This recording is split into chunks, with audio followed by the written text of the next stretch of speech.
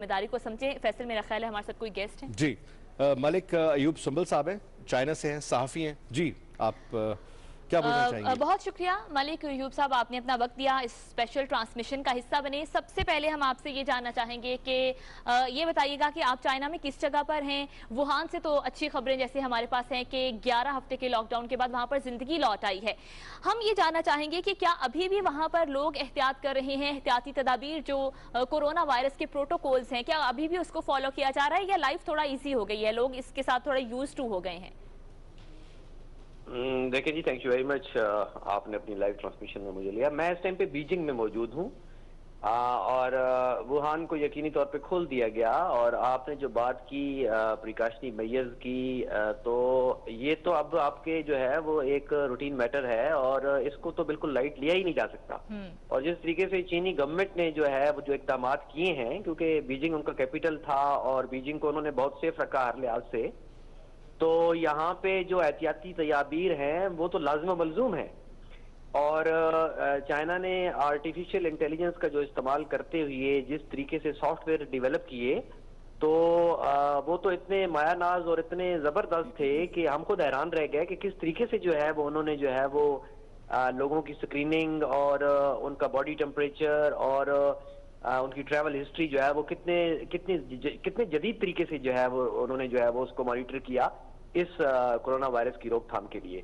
तो एहतियाती तदाबीर उसी तरीके से मौजूद हैं, बल्कि उससे ज्यादा सख्त कर दी गई हैं। मास्क का जो इस्तेमाल है वो बहुत जरूरी है, उसके बगैर आप बाहर नहीं निकल सकते।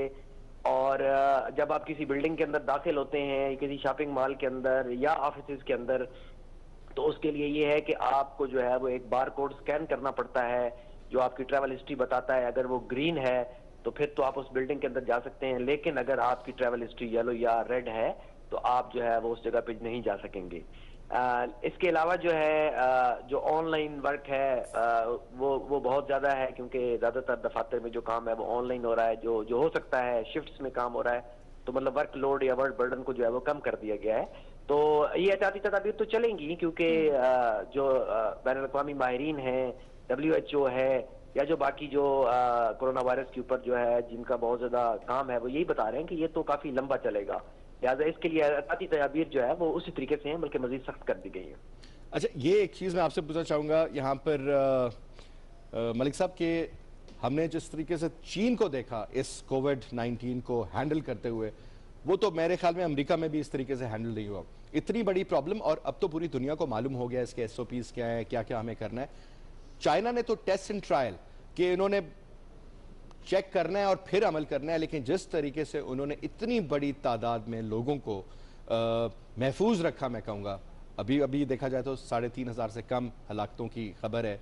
हालांकि बेशुमार लोग उसमें बीमार भी हुए, लेकिन ठीक होने के हवाले से भी परसों की खबर थी कि एक शख्स भी फौत नहीं हुआ इस बीमारी से, चीन जैसे बड़े मुल्क में।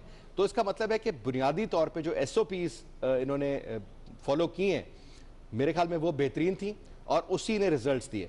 ऐसी क्या चीजें आप समझते हैं कि जो मुश्तरका है पाकिस्तान और चीन के माबैन, और कौन सी ऐसी चीजें जिस पे हम अभी भी उस तरीके से अमल पैरा नहीं है जिस तरीके से हमें होना चाहिए? गालिबन थोड़ा सा रोशनी डालिएगा जी पाकिस्तान के हवाले से और चीन के कंपैरिजन। तो जो बात आपने बात की, बिल्कुल मैं आपकी बात, आपके सवाल को बहुत अच्छी तरीके से समझा मैंने। आपने बात की कि जिस तरीके से चाइना ने हैंडल किया, तो ये पहले कि मगरब ने, जो मगरब का एक निजाम था या जो मगरब का वेस्टर्न प्रोपेगेंडा था चाइना की, कोरोना वायरस हुआ, तो आप उनको देखें, उस टाइम पे जो उनके चैनल थे उनकी रिपोर्टिंग को देखें, तो आप वो बहुत तरीके से एक्सपोज हुई है कि जिस चीज के ऊपर वो तनकीद कर रहे थे चाइना के अंदर, जब उनके यहाँ हुआ तो उसने किस तरीके से वो लॉकडाउन कर दिए गए या हो गए। चाइना में लॉकडाउन हो रहा था तो उन्होंने बहुत ज्यादा इस चीज को क्रिटिसाइज किया, लेकिन चाइना जो था वो जो है वो इसका हाल है वो आइसोलेशन ही है और कंप्लीट लॉकडाउन है। अगर आप ये नहीं करेंगे तो उसके जो नुकसानात हैं, रिपरकशंस हैं, वो इतने ज्यादा हो जाएंगे कि आपके यहाँ एक मैस डेथ टोल जो है वो इमर्ज होगा, जिस तरह इटली में, स्पेन में, ब्रिटेन में और अमेरिका में हो रहा है। तो पाकिस्तान और चाइना की जो आप बात कर रहे हैं कि जो कॉमन चीजें, कि सबसे पहले तो हमारे यहाँ एक बहुत बड़ा जो मीडिया जो रोल प्ले कर रहा है, प्राइवेट मीडिया, वो जो कॉन्स्पिरेसी थ्योरीज की बात हो रही है उसको जो है वो खत्म कर दिया जाए। कोई ऐसी कॉन्स्पिरेसी थ्योरी नहीं है, ये एक हकीकत है, पूरी दुनिया इसको तस्लीम कर रही है। 1917 में जब स्पेनिश इन्फ्लुएंजा आया था तो वो 500 मिलियन लोग जो थे वो उसमें मर गए थे।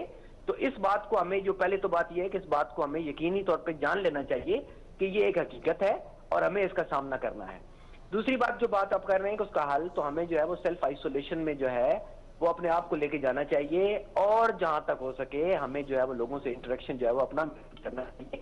यही जो है वो इसका हल है। और इसके ऊपर जो हमारे यहाँ जो मीडिया के अंदर जो मैं प्राइवेट मीडिया की बात दोबारा कहूंगा कि उधर जो मुख्तलिफ कॉन्स्पिरेसी थ्योरीज हैं उनका हकीकत से कोई ताल्लुक नहीं है।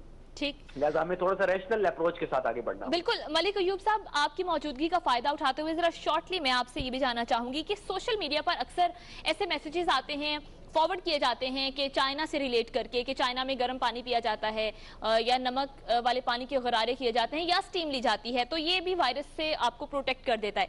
क्या ऐसा है या ये सिर्फ मिथ्स हैं? नहीं, देखें, गर्म पानी तो चाइनीज कल्चर में एक बहुत बड़ा हिस्सा रहा है ना। अब जो न्यू जनरेशन आ रही है वो थोड़ी सी वेस्टर्नाइज हो रही है, लेकिन जो पुराने लोग थे वो तो गर्म पानी ही पिया करते थे। लेकिन इसका कोई हल नहीं है। लेकिन एक्सेसिव यूज ऑफ वाटर जो है वो है कि अगर आप 12-14 गिलास दिन में पानी पीते हैं तो वो आपके लिए जो है वो एक अच्छा है कि अगर आपने कोई वायरस आपके अंदर चला गया या इस किस्म के सिम्टम्स हो तो वो वॉश आउट हो जाएगा। लेकिन बाकी जो जितनी भी चीजें हैं वो तो मतलब डॉक्टर्स जो हैं वो कुछ कह रहे हैं कि विटामिन डी का इस्तेमाल है, तो वो एक मेरा ख्याल में फिलीपींस की एक डॉक्टर हैं, कंसल्टेंट हैं, उन्होंने ये बात की थी, तो वो बाद में पूरी दुनिया में जो है वो बड़ी वायरल हो गई। लेकिन जो है वो गर्म पानी से इसका कोई जो है वो किसी की जाती डॉक्टर की राय तो हो सकती है, लेकिन अभी तक जो है वो WHO या इंटरनेशनल जो SOPs और स्टैंडर्ड्स हैं उसके मुताबिक इस किस्म की कोई ऐसी चीज जो है वो नहीं देखने में आई कि ये उसमें जो है वो हेल्प आउट होगा।